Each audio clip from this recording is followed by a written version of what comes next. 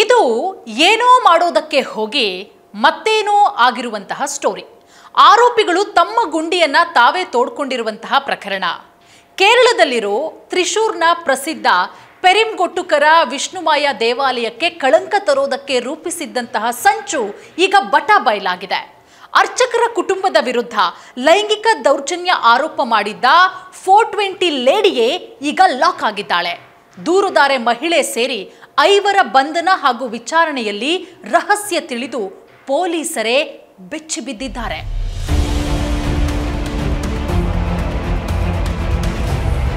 ಈ ಫೋಟೋಗಳಲ್ಲಿರೋ ಒಬ್ಬೊಬ್ರು ಹೇಗಿದ್ದಾರೆ ನೋಡಿ. ಅಮಾಯಕರಿಗೆ ವಂಚಿಸಿ ತಿಂದು ದನಗಳ ರೀತಿ ಅದು ಹೇಗೆ ಕೊಬ್ಬು ಬೆಳೆಸ್ಕೊಂಡಿದೆ ಈ ಗ್ಯಾಂಗ್.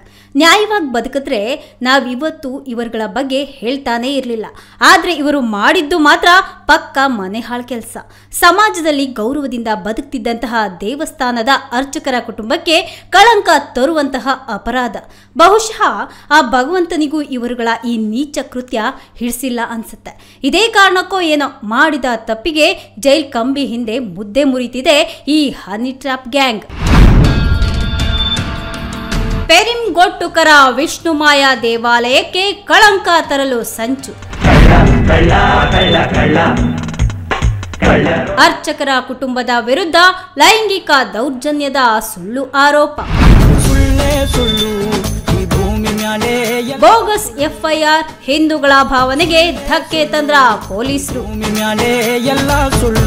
ಎಸ್, ಕೇರಳದಲ್ಲಿರೋ ತ್ರಿಶೂರ್ನ ಪ್ರಸಿದ್ಧ ಪೆರಿಂಗೊಟ್ಟುಕರ ವಿಷ್ಣುಮಾಯ ದೇವಾಲಯದ ಪ್ರಧಾನ ಅರ್ಚಕರ ಕುಟುಂಬದ ವಿರುದ್ಧ ಲೈಂಗಿಕ ದೌರ್ಜನ್ಯ ಆರೋಪ ಪ್ರಕರಣಕ್ಕೆ ಇದೀಗ ಟ್ವಿಸ್ಟ್ ಸಿಕ್ಕಿದೆ. ಪ್ರಧಾನ ಅರ್ಚಕರ ಸ್ಥಾನದಿಂದ ಉನ್ನಿ ದಾಮೋದರ್ನನ್ನ ಕೆಳಗಿಳಿಸೋದಕ್ಕೆ ಮತ್ತೊಬ್ಬ ಅರ್ಚಕ ರೂಪಿಸಿದಂತಹ ಸಂಚು ಇದೀಗ ಬಯಲಾಗಿದೆ. ಹೌದು, ಪೆರಿಂಗೊಟ್ಟುಕರ ವಿಷ್ಣುಮಾಯ ದೇವಾಲಯದ ಅರ್ಚಕನ ಮಾತು ಕೇಳಿ ಬೆಂಗಳೂರಿನ ರತ್ನ ಎಂಬಾಕೆ ಬೆಳಂದೂರು ಠಾಣೆಗೆ ಮೇ ತಿಂಗಳಲ್ಲೇ ದೂರನ್ನ ಕೊಟ್ಟಿದ್ಲು. ದೇವಸ್ಥಾನಕ್ಕೆ ಕರೆಸಿ ಅರ್ಚಕನ ಅಳಿಯ ಲೈಂಗಿಕ ದೌರ್ಜನ್ಯವನ್ನ ಎಸಗಿದ್ದಾನೆ ಅಂತ ಮೇ 1ಕ್ಕೆ ಬೆಳಂದೂರು ಠಾಣೆಗೆ ಆಗಮಿಸಿ ಕಂಪ್ಲೇಂಟ್ ಒಂದನ್ನ ಕೊಟ್ಟಿದ್ರು. ಮಹಿಳೆ ದೂರಿನನ್ವಯ ಪೊಲೀಸರು ಕ್ರಮವನ್ನ ಸಹ ತೆಗೆದುಕೊಂಡಿದ್ರು. ಆದರೆ ಇಷ್ಟಕ್ಕೆ ಸುಮ್ಮನಾಗದ ಉನ್ನಿ ದಾಮೋದರ್ ಕುಟುಂಬ ಸುಳ್ಳು ಆರೋಪದ ವಿರುದ್ಧ ಸಮರವನ್ನ ಸಾರಿತ್ತು. ಅದೇಗೋ ಗೃಹ ಸಚಿವ ಪರಮೇಶ್ವರನ್ನ ಭೇಟಿಯಾಗಿ ಇದು ಸುಳ್ಳು ದೂರು ಅಂತ ಪ್ರತಿ ದೂರನ್ನ ಕೂಡ ದಾಖಲು ಮಾಡಿದ್ರು. ಪ್ರಕರಣದ ಸೂಕ್ಷ್ಮತೆ ಅರಿತ ಪರಮೇಶ್ವರ್ ಬಾಣಸವಾಡಿ ಎಸ್ಪಿ ಉಮಾಶಂಕರ್ಗೆ ತನಿಖೆಯ ಹೊಣೆಯನ್ನ ಕೂಡ ನೀಡಿದ್ರು.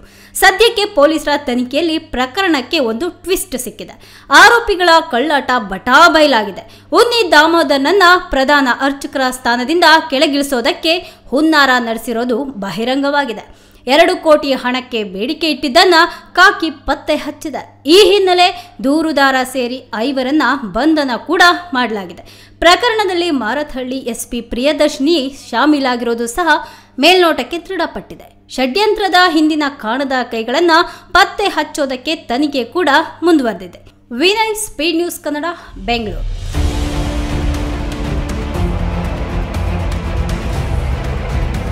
ಒಟ್ನಲ್ಲಿ ಮಾಡಬಾರದನ್ನ ಮಾಡೋದಕ್ಕೆ ಹೋದ್ರೆ ಆಗಬಾರದ್ದೇ ಆಗುತ್ತೆ ಅನ್ನೋದಕ್ಕೆ ಈ ಪ್ರಕರಣವೇ ಬೆಸ್ಟ್ ಎಕ್ಸಾಂಪಲ್. ಅರ್ಚಕರ ವಿರುದ್ಧ ಕ್ರಮಕ್ಕೆ ಮುಂದಾಗೋದಕ್ಕಿಂತ ಮುಂಚೆ ಕೊಂಚ ಯೋಚನೆ ಮಾಡಬೇಕಾಗಿತ್ತು ಬೆಳ್ಳಂದೂರು ಪೊಲೀಸರು. ಉನ್ನಿ ದಾಮೋದರ್ ಅಳಿಯ ಅರುಣ್ಗೆ ಉಂಟಾದ ಮಾನಹಾನಿಗೆ ಯಾರು ಜವಾಬ್ದಾರರು ಅನ್ನೋದೇ ದೊಡ್ಡ ಪ್ರಶ್ನೆ. ಹನಿ ಟ್ರ್ಯಾಪ್ ಗ್ಯಾಂಗ್ಗೆ ಕಠಿಣ ಶಿಕ್ಷೆಯಾಗಲಿ ಅನ್ನೋದೇ ನಮ್ಮ ಆಶಯ.